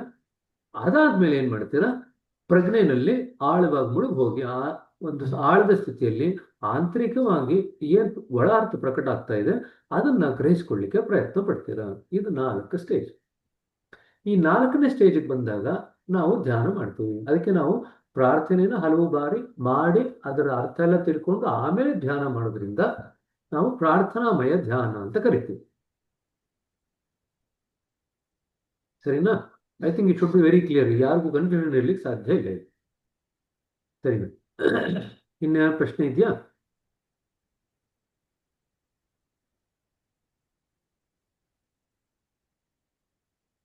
ಪ್ರಶ್ನೆ ಇಲ್ಲದೆ ಇದ್ರೆ ಈಗೇನ್ ಮಾಡೋಣ ಅಂತಂದ್ರೆ ವಾಪಸ್ಸು ಪ್ರಾರ್ಥನಾಮಯ ಸೂಚನೆಗಳಿದೆಯಲ್ಲ, ಪ್ರೇಯರ್ಫುಲ್ ಸಜೆಷನ್ಸ್, ಅದ್ರ ಕಡೆಗೆ ಗಮನ ಕೊಡೋಣ. ಅರ್ಥ ಆಯ್ತು? ಯೂನಿವರ್ಸಲ್ ಪ್ರೇಯರ್, ಪ್ರೇಯರ್ಫುಲ್ ಸಜೆಷನ್ಸ್ ಇವೆರಡೂ ಇದೆಯಲ್ಲ, ಅದ್ರ ಕಡೆಗೆ ಸ್ವಲ್ಪ ಮಟ್ಟಿಗೆ ಗಮನ ಕೊಡೋಣ. ಯೂನಿವರ್ಸಲ್ ಪ್ರೇಯರ್ ಬಗ್ಗೆ ಬರೀರಿ ಅಂತ ಬರುತ್ತೆ ಪ್ರಶ್ನೆ. ಇದೆಲ್ಲ ಎಕ್ಸಾಮಿನೇಷನ್ ಪ್ರಶ್ನೆ. ಇವಾಗ ನಾ ಏನೇನೆಲ್ಲ ಚರ್ಚೆ ಮಾಡ್ತಿದ್ವಿ ನಾವು, ಇವೆಲ್ಲವೂ ನಿಮಗೆ ಎಕ್ಸಾಮ್ನಲ್ಲಿ ಕೇಳ್ತಾರೆ. ಒಂದಲ್ಲ ಒಂದು ಕೇಳ್ತಾರೆ. ಸೊ ನೀವು ಎಷ್ಟರ ಮಟ್ಟಿಗೆ ಸ್ಪಷ್ಟತೆಯಿಂದ ಇರ್ತೀರೋ ಅಷ್ಟೇ ನಿಮಗೆ ಅಂಕಗಳನ್ನ ಗಳಿಸಲಿಕ್ಕೆ ಸಾಧ್ಯವಾಗುತ್ತೆ. So what are the 3 prayerful suggestions? ಇಂಗ್ಲಿಷ್ನಲ್ಲಿದೆ, ನಾನು ಕನ್ನಡಕ್ಕೆ ಹೋಗ್ತೀನಿ ಇವಾಗ. ಒಂದು ನಿಮಿಷ.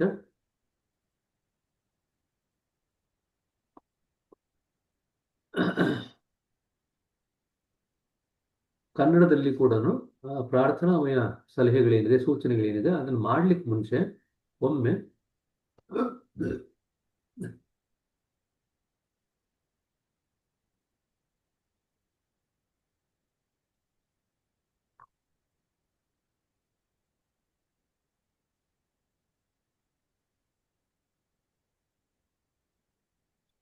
ಇದೇನು ಇಲ್ಲಿ ಕನ್ನಡದಲ್ಲಿ ಎಗರಿಸ್ಬಿಟ್ಟಿದ್ದಾರೆ ಅದನ್ನ. ಇಲ್ಲ, ಇಲ್ಲಿದೆ. ತೀವ್ರ ಅಭ್ಯಾಸಿಯಾಗಿ ರಾತ್ರಿಯ ಪ್ರಾರ್ಥನೆಯೊಂದಿಗೆ ಮಾಡಲೇಬೇಕಾದ ಇತರ ಅಭ್ಯಾಸಗಳು ಯಾವುವು, ಅದನ್ನು ಯಾವ ರೀತಿ ಅನುಸರಿಸ್ತೀರಾ? ಸೊ ಎ ಬಿಂದುವಿನ ಮೇಲೆ 5 ಕಾಲ ಧ್ಯಾನ ಮಾಡಿರಿ. 10ನೇ ನಿಯಮದ ಹೇಳಿದಂತೆ 5 ನಿಮಿಷಗಳ ಕಾಲ ಅಭ್ಯಾಸ ಮಾಡಿರಿ. ತದನಂತರ ಪ್ರಾರ್ಥನೆಯನ್ನು ಹಲವು ಸಲ ಮೌನವಾಗಿ ಹೇಳಿಕೊಳ್ಳಿರಿ. ನಡುವೆ ಕೊಂಚ ವಿರಾಮ ನೀಡಿ.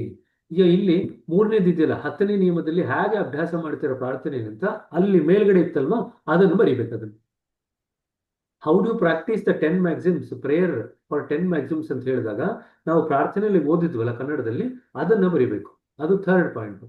ಅದಾದ್ಮೇಲೆ ನೀವೇನ್ ಮಾಡ್ತೀರಾ, ಪ್ರಾರ್ಥನೆಯನ್ನು ಹಲವು ಸಲ ಹೇಳ್ಕೊಳ್ತೀರಾ, ನಡುವೆ ಕೊಂಚ ವಿರಾಮ ನೀಡ್ತೀರಾ, ಶಬ್ದಗಳ ನಿಜಾರ್ಥದ ಮೇಲೆ 10 ರಿಂದ 15 ನಿಮಿಷಗಳ ಕಾಲ ಧ್ಯಾನ ಮಾಡ್ತೀರಾ.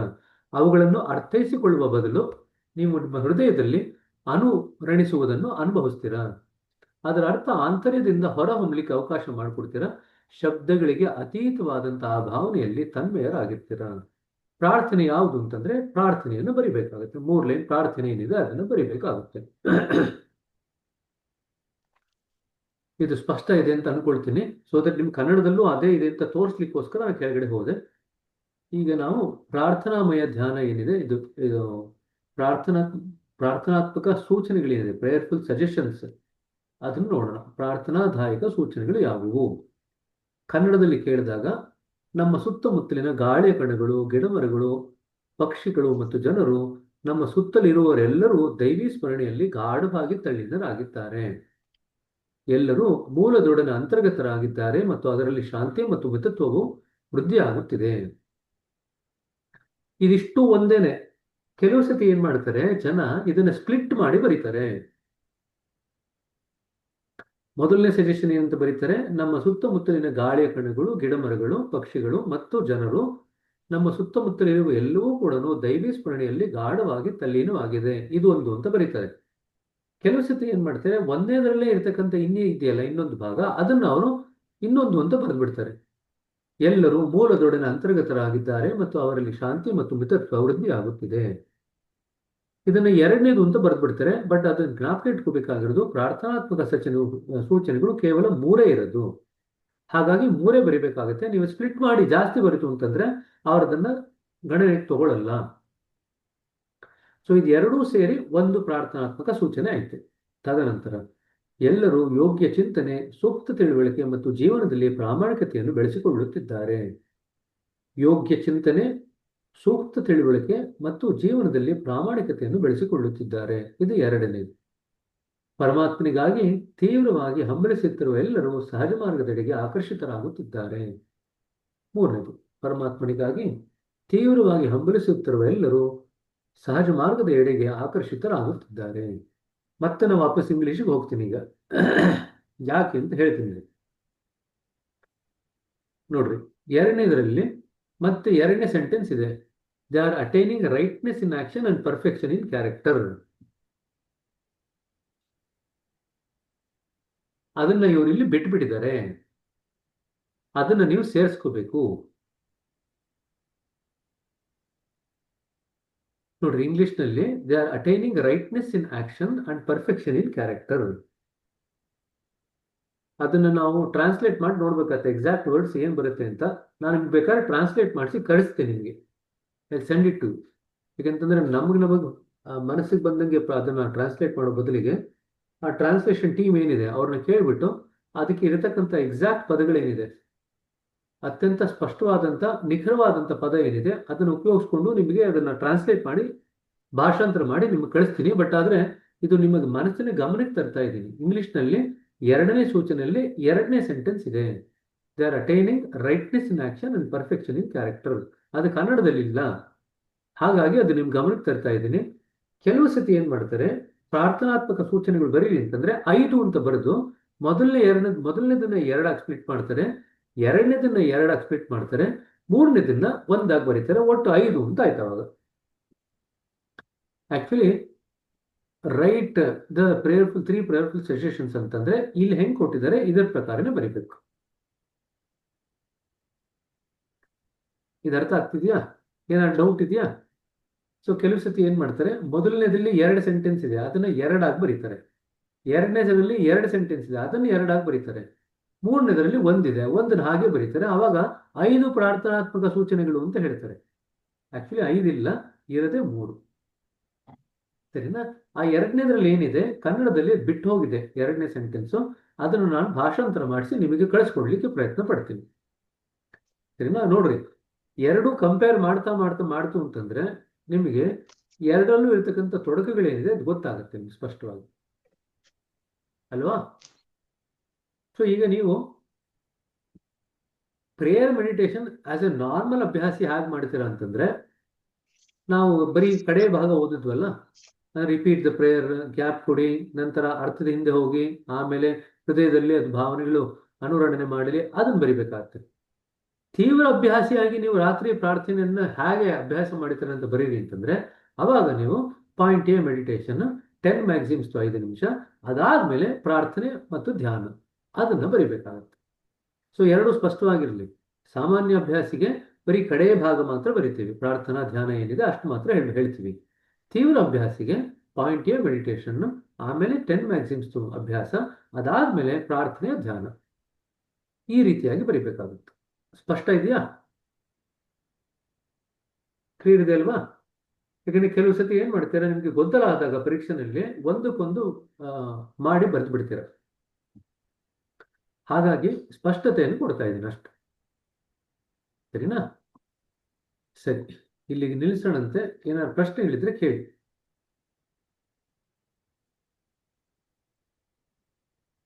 ಮಮತಾ ಹೇಳ್ರಿ. ಬ್ರದರ್ ನಮಸ್ತೆ. ಇದು 3 ಪ್ರಾರ್ಥನಾದಾಯಕ ಸೂಚನೆಗಳನ್ನ ರಾತ್ರಿ ಟೈಮ್ ನಾವ್ ಯಾವಾಗ ಹೇಳ್ಕೋಬೇಕು? ಇಲ್ಲ ರಾತ್ರಿ ಇದನ್ನ ಅಲ್ಲ, ರಾತ್ರಿ ಅಲ್ಲ, ತಪ್ಪು, ಪ್ರಶ್ನೆನೇ ತಪ್ಪು. ಈ ಪ್ರಾರ್ಥನಾತ್ಮಕ ಸೂಚನೆಗಳನ್ನ ನಾವು ಯಾವಾಗ ಬೇಕಾದ್ರೆ ಹೇಳ್ಕೋಬಹುದು. ಅದನ್ನ ನಾವು ರಾತ್ರಿಗೋಸ್ಕರ ಕಾಯಲ್ಲ. ಸೊ ರಾತ್ರಿ ಪ್ರಾರ್ಥನೆಯ ಧ್ಯಾನ ಇದೆಯಲ್ಲ, ಅದ್ರ ಜೊತೆಗೆ ಇದನ್ನ ಕ್ಲಬ್ ಮಾಡಬೇಡಿ. ಈ ಪ್ರಾರ್ಥನಾತ್ಮಕ ಸೂಚನೆಗಳೇನಿದೆ ಅದನ್ನ ನಾವು ಯಾವಾಗ ಬೇಕಾದ್ರೂ ಮಾಡ್ಬೋದು, ದಿನದ ಯಾವುದೇ ವೇಳೆಯಲ್ಲಿ ಮಾಡಬಹುದು. ಅರ್ಥ ಆಯ್ತಾ? ಸೊ ಅದು ಸ್ಪಷ್ಟವಾಗಿ ಗೊತ್ತಿರ್ಬೇಕು ಯಾವಾಗ ಅದನ್ನ ಅಭ್ಯಾಸ ಮಾಡ್ಬೇಕು ಅಂತ. ಯಾವಾಗ ಬೇಕಾದ್ರೂ ಮಾಡ್ಬೋದು ಅದನ್ನ. ರಾತ್ರಿ ಪ್ರಾರ್ಥನೆ ಜೊತೆಗೆ ಅದನ್ನ ಎರಡನ್ನು ಜೊತೆಗೆ ಸೇರಿಸಬೇಡಿ. ಅದೇ ಬೇರೆ ಅಭ್ಯಾಸ, ಇದೇ ಬೇರೆ ಅಭ್ಯಾಸ. ಅರ್ಥ ಆಯ್ತಾ? ಸರಿ, ಇನ್ಯಾವುದೊಂದು ಪ್ರಶ್ನೆ ಇದೆಯಾ? ಇನ್ಫ್ಯಾಕ್ಟ್ ಸಾಮಾನ್ಯವಾಗಿ ಅಭ್ಯಾಸಿಗಳಿಗೆ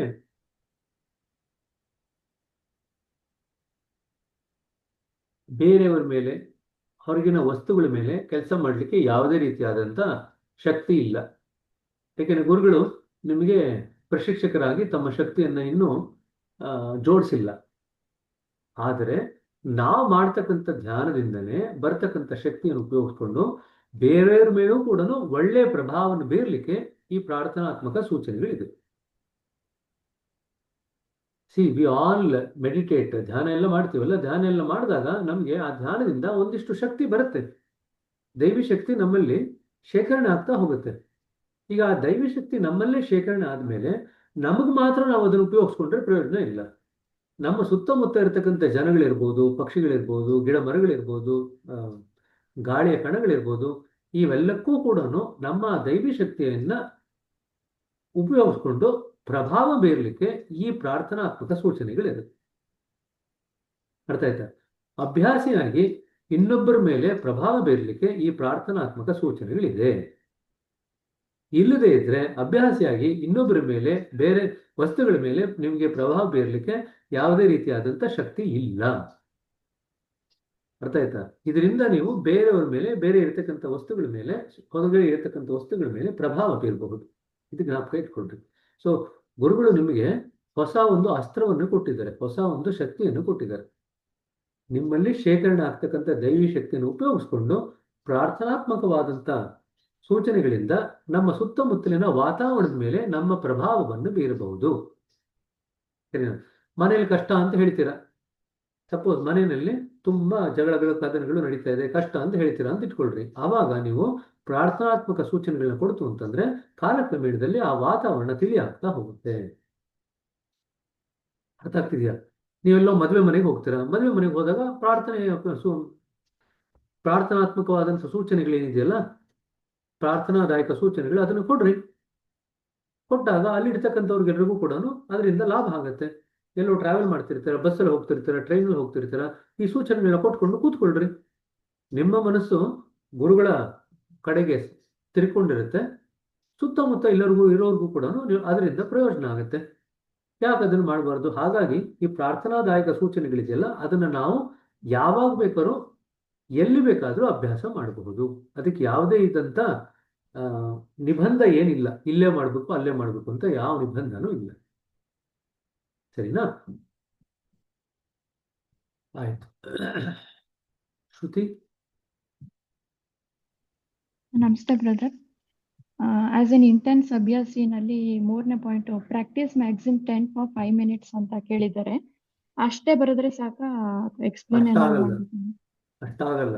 ಮ್ಯಾಕ್ಸಿಮಮ್ 10 ಹ್ಯಾಕ್ ಪ್ರಾಕ್ಟೀಸ್ ಮಾಡ್ತೀರಾ ಅಂತ ಬರಿಬೇಕು. ಅದನ್ನ ಎಕ್ಸ್ಪ್ಲೇನ್ ಮಾಡ್ಬೇಕಾ? ಎಕ್ಸ್ಪ್ಲೇನ್ ಮಾಡ್ಬೇಕು. ಅದೇನೋ ನಾನು ಹೇಳಿದ್ದು, ಕನ್ನಡದಲ್ಲಿ ಏನ್ ಪ್ರಾರ್ಥನೆ ಕೊಟ್ಟಿದಾರಲ್ಲ ಅದನ್ನ ಎಕ್ಸ್ಪ್ಲೇನ್ ಮಾಡಿ ಆಮೇಲೆ ನೋಡಿ. ಕನ್ನಡದಲ್ಲಿ ಚೆನ್ನಾಗಿ ಕೊಟ್ಟಿದ್ದಾರೆ. ಆಕ್ಚುಲಿ ಕನ್ನಡದಲ್ಲಿ ಏನಾಯ್ತು ಅಂತಂದ್ರೆ ನೋಡಿದ್ರೆ ನೋಡ್ರಿ, ಆ ಮೇಲ್ಗಡೆ ಇರ್ತಕ್ಕಂಥ ಪ್ರಾರ್ಥನೆ ಮಾಡಿದ ಮೇಲೆ ಈ ಮೇಲ್ಗಡೆ ಇಲ್ಲಿ ಏನ್ ಕೊಟ್ಟಿದ್ದಾರೆ, 10 ಮ್ಯಾಕ್ಸಿಮ್ಸ್ ಕೊಟ್ಟಿದ್ದಾರೆ. ಇದು 10 ಮ್ಯಾಕ್ಸಿಮ್ಸ್ ಆಯ್ತು. ಇಲ್ಲಿ ನೋಡಿ, ಇಲ್ಲಿ ಕೆಳಗಡೆ ಏನ್ ಮಾಡಿದ್ದಾರೆ, ಈ ಸ್ವಯಂ ಸ್ವೀಕಾರ ಭಾವ ಎಲ್ಲ ಆಯ್ತಲ್ವಾ. ಅದಾದ್ಮೇಲೆ ನಂತರ ಈ ಕೆಳಗಿನ ಪ್ರಾರ್ಥನೆ ಮೂಲಕ ನಿಧಾನವಾಗಿ, ಮೌನವಾಗಿ ನಿಮ್ಮನ್ನು ನೀವು ಉನ್ನತಾತ್ಮದೊಂದಿಗೆ ಸಂಪರ್ಕಿಸಿರಿ. ಅಂತ ಹೇಳ್ತಾರಲ್ಲ, ಆ ಉನ್ನತ ಆತ್ಮದೊಂದಿಗೆ ಸಂಪರ್ಕ ಮಾಡ್ಬೇಕಾದ್ರೆ ನೀವೇನ್ ಮಾಡ್ತೀರಾ, 2-3 ಸತಿ ಪ್ರೇಯರ್ ರಿಪೀಟ್ ಮಾಡ್ತೀರಾ. 2-3 ಸತಿ ಪ್ರೇಯರ್ ರಿಪೀಟ್ ಮಾಡಿ ಆ ಗ್ಯಾಪ್ ನಲ್ಲಿ ಉನ್ನತ ಆತ್ಮದೊಂದಿಗೆ ಆ ಕನೆಕ್ಷನ್ ಸಂಪರ್ಕ ಏರ್ಪಾಡಾಗ್ಲಿಕ್ಕೆ ಅವಕಾಶ ಮಾಡ್ಕೊಡ್ತೀರಾ. ಹೇಗೆ ಮಾಡ್ಕೊಡ್ತೀರಾ ಅಂತ ಮತ್ತೆ ಕಡೆನಲ್ಲಿ ಬರೆದಿದ್ದಾರೆ. ಅರ್ಥ ಆಯ್ತಾ? ಹೇಗೆ ಜೋಡಿಸ್ಬೇಕಿದೆ ಎರಡನ್ನು ಒಟ್ಟಿಗೆ. ಇದು 10 ಮ್ಯಾಕ್ಸಿಮ್ಸ್ ಆಯ್ತು. ಇದಾದ್ಮೇಲೆ ಇಲ್ಲಿ ಕಡೆ ಲೈನಲ್ಲಿ ಪ್ರಾರ್ಥನೆ ಮೂಲಕ ನಿಧಾನವಾಗಿ ಮೌನವಾಗಿ ಹಲವು ಬಾರಿ ಪ್ರಾರ್ಥನೆಯನ್ನು ಹೇಳ್ಕೊಳ್ಳೋದರ ಮುಖಾಂತರ ನಿಧಾನವಾಗಿ ಮೌನವಾಗಿ ನಿಮ್ಮನ್ನು ನೀವು ಉನ್ನತಾತ್ಮದೊಂದಿಗೆ ಸಂಪರ್ಕಿಸಿರಿ ಅಂತ ಬರೆದು ಅಲ್ಲಿ ಈಗ ಪದಗಳ ಕಡೆಗೆ ಗಮನ ಕೊಡಿ. ಅದಾದ್ಮೇಲೆ ಪದದ ಅರ್ಥಗಳ ಕಡೆಗೆ ಗಮನ ಕೊಡಿ. ಅದಾದ್ಮೇಲೆ ಭಾವನೆಗಳ ಕಡೆ ಗಮನ ಕೊಡಿ. ತದನಂತರ ಹೊಸ ಅರ್ಥ ಏನು ಒಳಗಡೆಯಿಂದ ಹೃದಯದ ಆಳದಿಂದ ಉದ್ಭವ ಆಗ್ತಿದೆ ಅದರ ಕಡೆಗೆ ಗಮನ ಕೊಟ್ಕೊಂಡು ಧ್ಯಾನ ಮಾಡಿ, ಮುಂದಿನ 10 ನಿಮಿಷಗಳ ಕಾಲ ಧ್ಯಾನ ಮಾಡಿ ಅಂತ ಹೇಳ್ಬಿಟ್ಟು ನಿಲ್ಲಿಸ್ತೀರ. ಅರ್ಥ ಆಯ್ತಾ? ಸರಿ brother. Okay brother, thank you. ಆಯ್ತ್ರಿ. ಇನ್ನೇನ ಪ್ರಶ್ನೆ ಇದೆಯಾ? ಸ್ಪಷ್ಟ ಆಗಿದೆ ಅಂತ ಅಂದ್ಕೊಳ್ತೀನಿ. ಯಾಕಂದ್ರೆ ಈ ವಿಚಾರದಲ್ಲಿ ತುಂಬಾ ಜನಕ್ಕೆ ಗೊಂದಲ ಇರುತ್ತೆ. So universal prayer, point A meditation, ಆಮೇಲೆ ಮ್ಯಾಕ್ಸಿಮಮ್ 10 ಪ್ರಾಕ್ಟೀಸ್, ಆಮೇಲೆ ನಿಮಗೆ ಪ್ರಾರ್ಥನೆಯ ಧ್ಯಾನ. ಪ್ರಾರ್ಥನಾದಾಯಕ ಸೂಚನೆಗಳು ಯಾವಾಗ ಬೇಕಾದ್ರೆ ಎಲ್ಲಿ ಬೇಕಾದ್ರೂ ಕೊಡ್ಬೋದು. ಅದಕ್ಕೆ ಯಾವುದೇ ರೀತಿಯಾದಂತಹ ನಿಬಂಧನೆ ಇಲ್ಲ. ನಿಮ್ಮ ಆಂತರಿಕವಾಗಿ ಶೇಖರಣೆ ಆಗಿರತಕ್ಕಂಥ ದೈವಿ ಶಕ್ತಿ, ಅದರ ಉಪಯೋಗದಿಂದ ನೀವು ಸುತ್ತಮುತ್ತಲಿನ ಜನಗಳು ಮತ್ತು ವಾತಾವರಣದ ಮೇಲೆ ಪ್ರಭಾವವನ್ನು ಬೀರ್ಲಿಕ್ಕೆ ಅನುವು ಮಾಡಿಕೊಡ್ಲಿಕ್ಕೆ ಈ ಪ್ರಾರ್ಥನಾದಾಯಕ ಸೂಚನೆಗಳು ಇದೆ. ಹಾಗಾಗಿ ಪ್ರಾರ್ಥನಾದಾಯಕ ಸೂಚನೆನ ಪ್ರಾರ್ಥನೆಗೆ ರಾತ್ರಿ ಮಾಡತಕ್ಕಂಥ ಈ ಅಭ್ಯಾಸ ಇದೆಯಲ್ಲ, ರಾತ್ರಿ ಅರ್ಧ ಗಂಟೆ, ಆ ಅಭ್ಯಾಸಕ್ಕೆ ಜೋತ್ ಹಾಕಬೇಡಿ. ಇದೇ ಬೇರೆ ಅದೇ ಬೇರೆ. ಸರಿನಾ? ಪ್ರಾರ್ಥನಾಮಯ ಧ್ಯಾನ ಮಾಡ್ಬೇಕಾದ್ರೆ ಪ್ರಾರ್ಥನಾತ್ಮಕ ಸೂಚನೆಗಳನ್ನ ಕೊಟ್ಕೊಂಡು ಕೂತ್ಕೊಳ್ಳಲ್ಲ ನಾವು. ಕ್ಲಬ್ ಮಾಡಬೇಡಿ. ಇದೇ ಬೇರೆ ಅಭ್ಯಾಸ ಅದೇ ಬೇರೆ ಅಭ್ಯಾಸ. ಸರಿನಾ? ಸರಿ, ಹಾಗಾದ್ರೆ ಇಲ್ಲಿಗೆ ನಿಲ್ಸೋಣಂತೆ. 7:15 ಆಗ್ತಾ ಬಂತು. ಎಲ್ರಿಗೂ ಕೂಡ ಧನ್ಯವಾದಗಳು ಜಾಯಿನ್ ಆಗೋದಕ್ಕೆ.